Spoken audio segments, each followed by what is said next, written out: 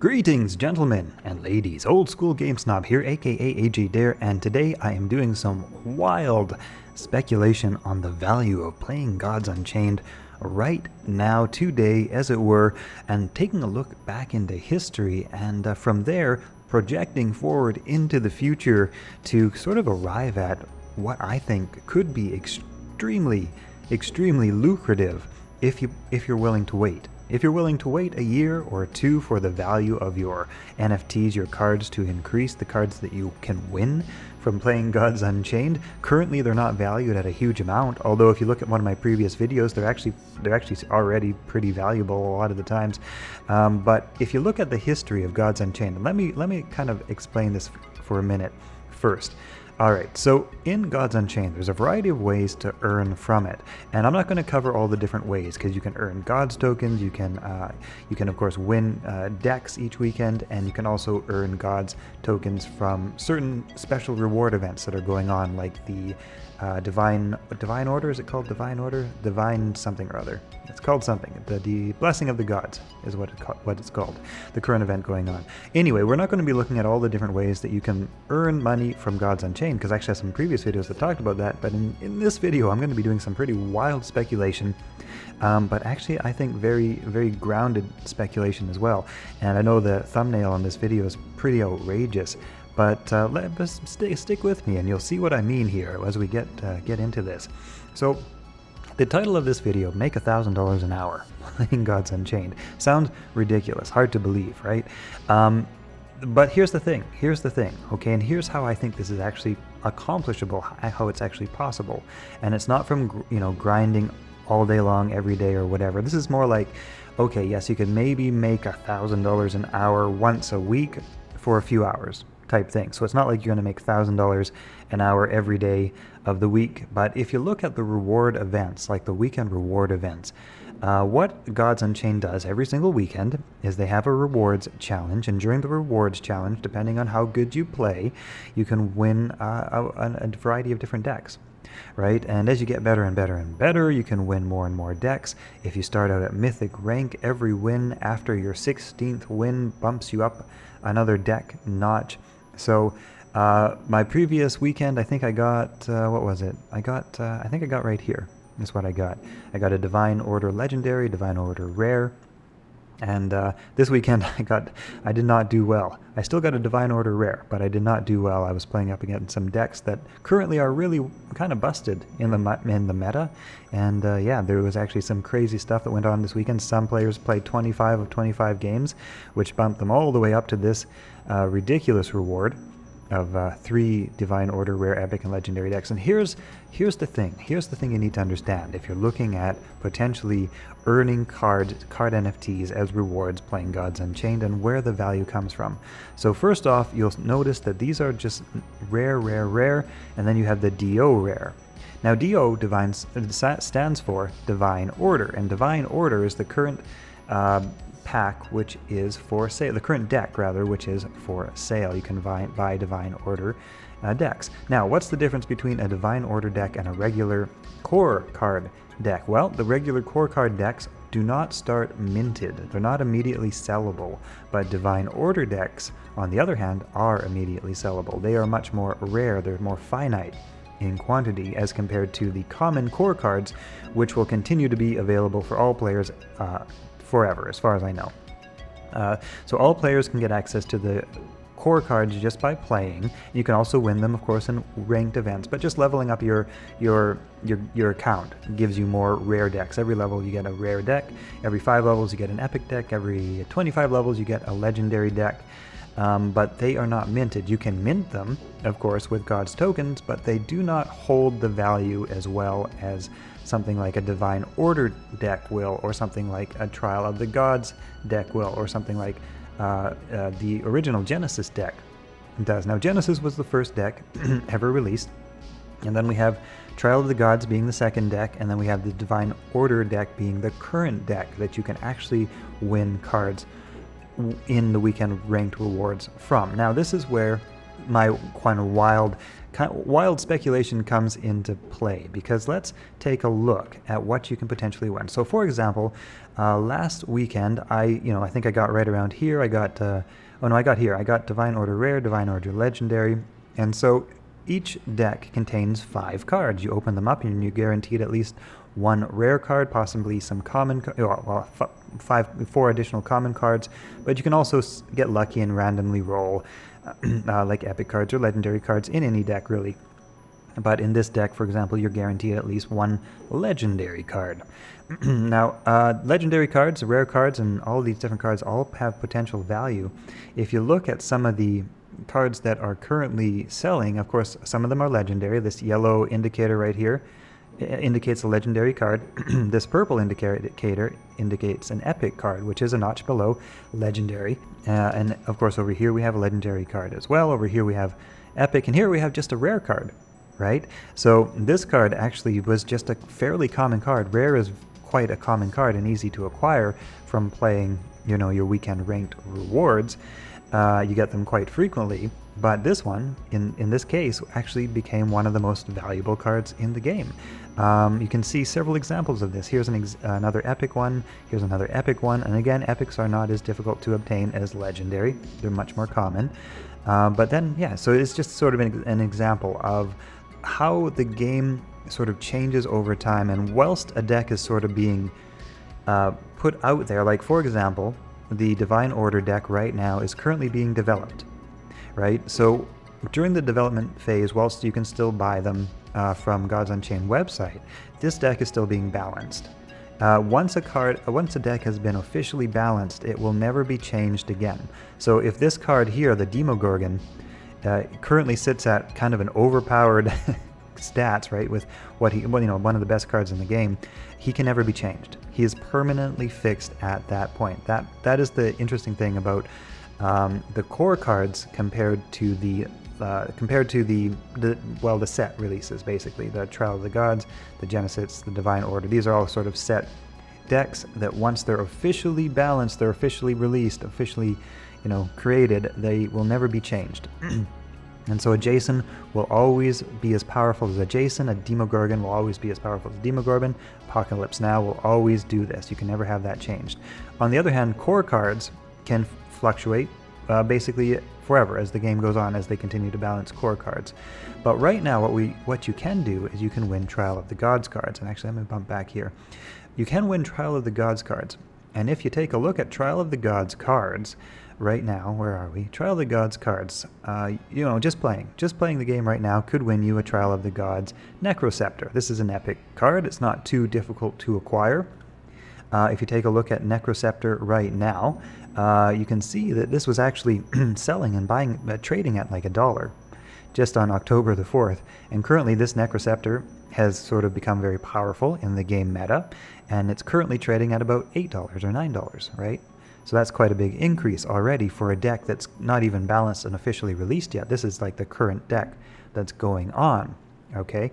So you can win these cards right now, and they come minted. They come ready to sell as soon as you win them. They are yours. You can sell them immediately if you want to, although I wouldn't advise it.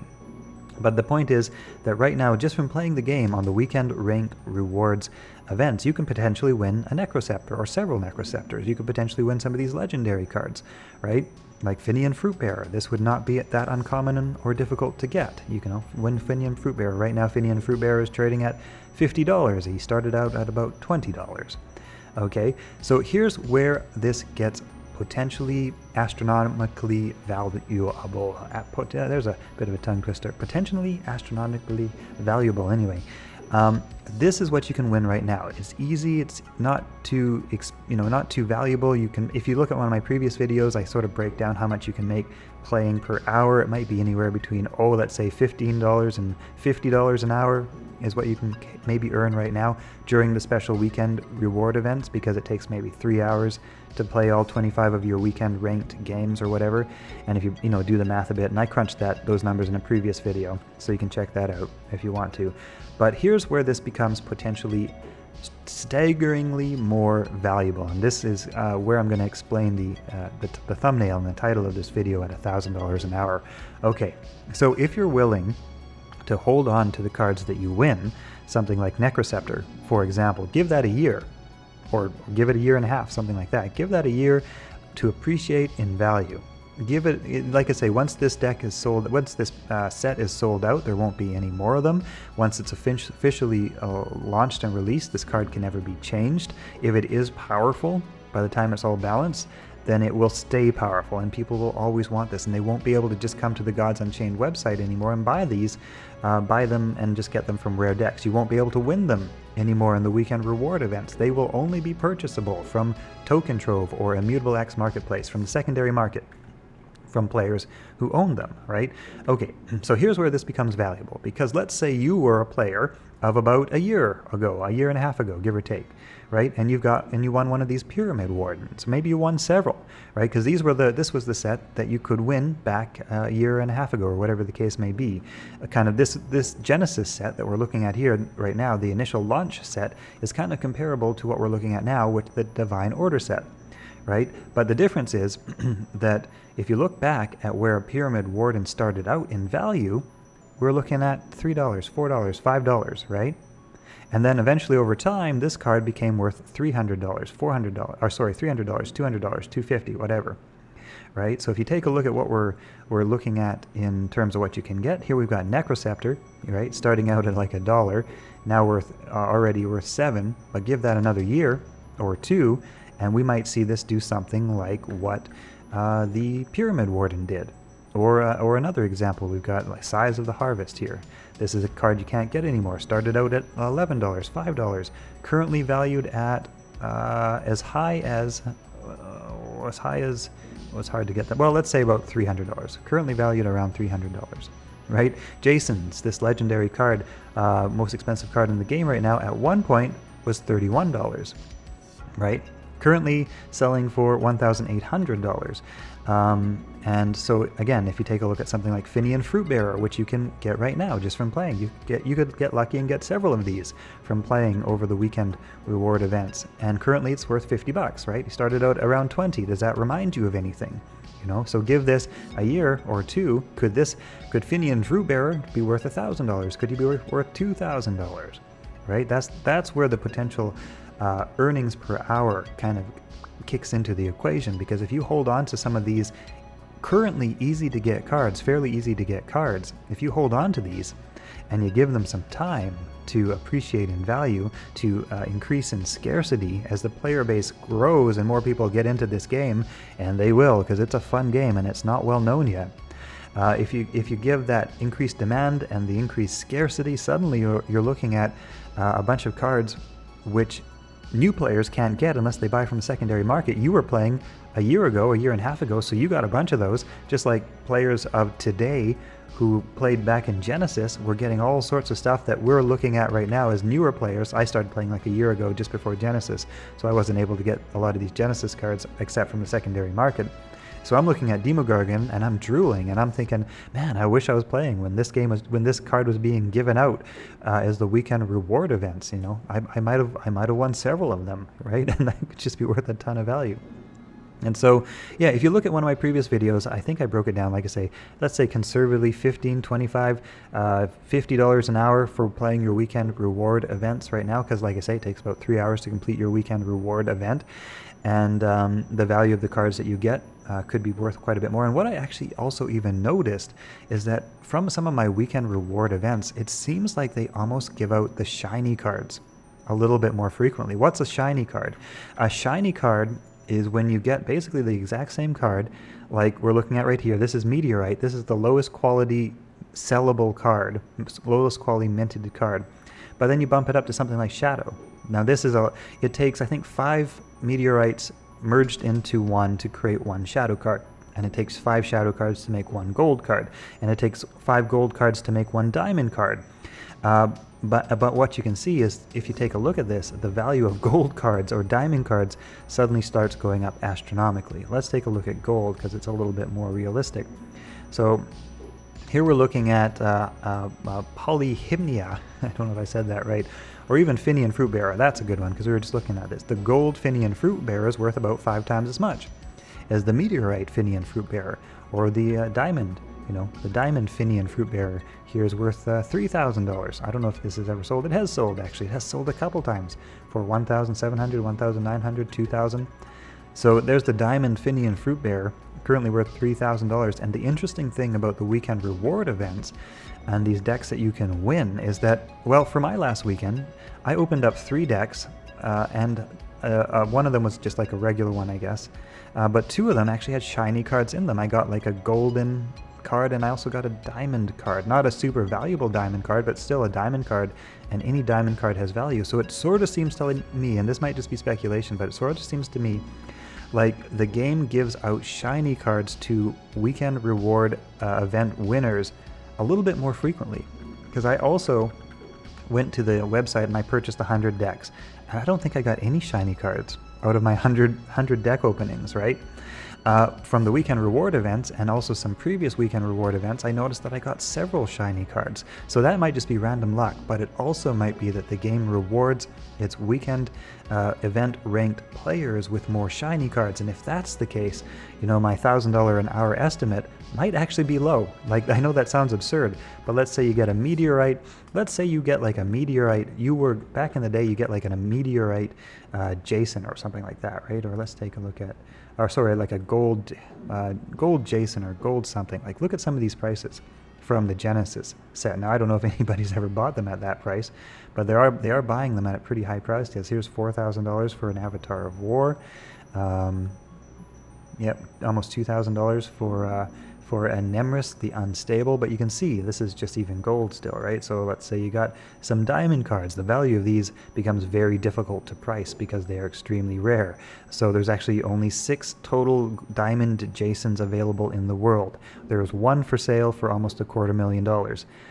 There has never been any purchases at that price, but the thing is that this game over time, if it becomes more and more popular, it could go the way of Pokemon, and you get more and more serious collectors come in and be like, yeah, I want a $250,000 diamond Jason. That could happen. Who knows, right?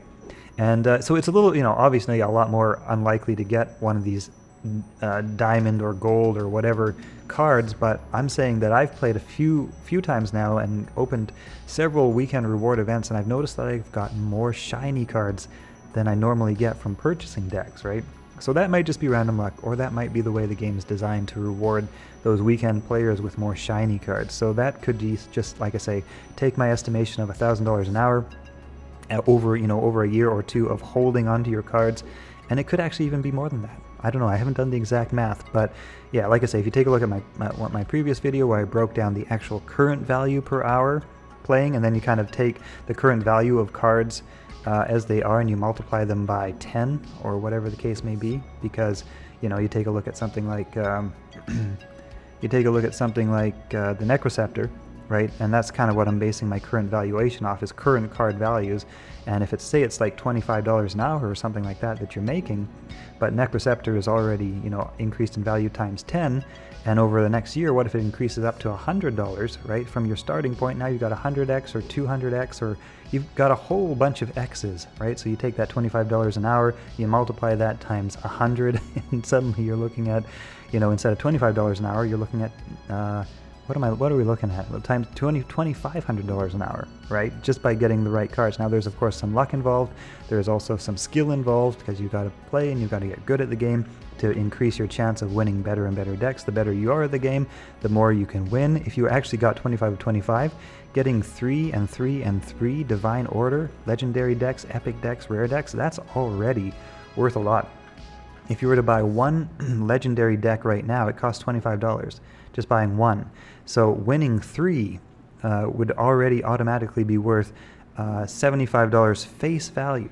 Right now, if you drew a Finian Fruit Bearer or a shiny Finian Fruit Bearer or something like that, it could be exponentially more. And if you multiply that times 10 or times 100, like I say, as we've seen these cards appreciate from the Genesis set over time, now you've got not only that $25 value times 100, you've got potentially even more than that. You know, and then you can consider holding these even longer if this game becomes as successful as I think it will be.